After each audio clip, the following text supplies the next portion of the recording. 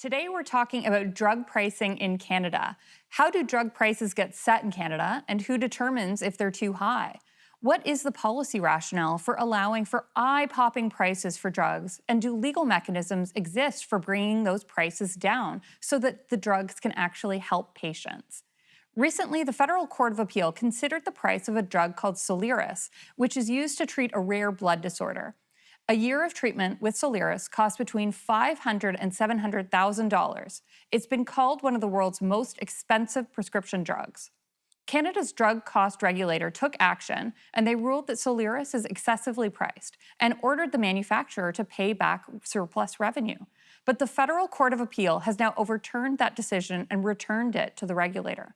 Here today to talk about the case and how drug prices are set and the policy rationales for how high prices are three experts: Paul Grutendorst from the University of Toronto, Matt Buffton from the Institute for Liberal Studies, and Professor Richard Gold from McGill Law. Thank you all so much for joining me today.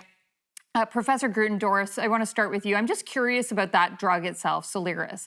The price is so high. Was anyone actually personally paying this listed price for it? And if not, how was it being paid for?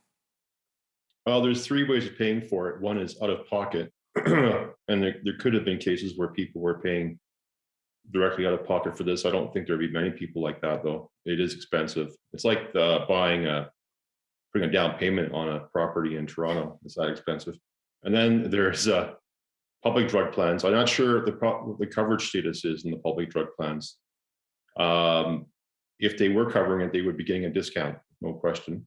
And then there's the private drug plans, which cover a lot of people who are of working age, myself included. I have a plan through the university, and in that case, the drug would probably be covered. I haven't checked my benefit list, but I think that the insurer would be getting a discount off the list. I'm not too sure how much, because this is all hush hush, and I don't know if it'd be as big as that obtained by the public drug plans.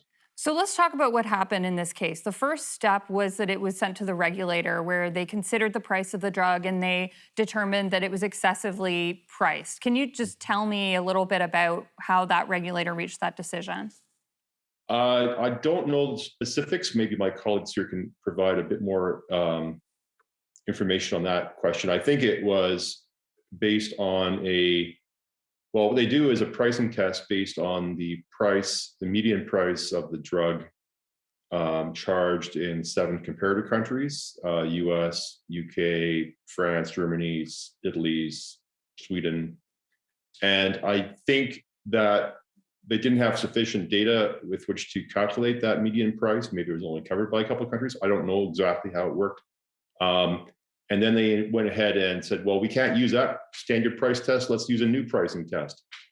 And they apparently the courts found that the Federal Court of Appeal found that pricing test to be arbitrary and was not really, it was too kind of tailor-made to this case. They thought it was kind of outside of their scope, I think. They also suggested in the ruling that the PMPRB was kind of no longer in the business of regulating excessive prices. They thought they were sort of drifting into a business of regulating prices generally. So that's the name of the regulator, the PRNB. But the Patented Medicine Prices Review Board, PMPRB. Yeah, sorry about that. It's a lot of acronyms. A lot of acronyms. Professor Gold, we've got a minute. Can you explain what happened at the Federal Court of Appeal, just briefly? Yeah, just following up on Paul, they used a new test, and the court said, well, it's arbitrary, it's not justified, you just can't make stuff up as you go. So it really wasn't about the PMPRB in general or about price controls in general. It was about the specifics of how they went about it. So it's really limited to that case. So you don't think that this will have a broader application? No, the court did not make a broader statement about the law or where it's going. It's still up to the government to change the law. They've made proposals. We've been waiting. It's been postponed several times. Those can still happen.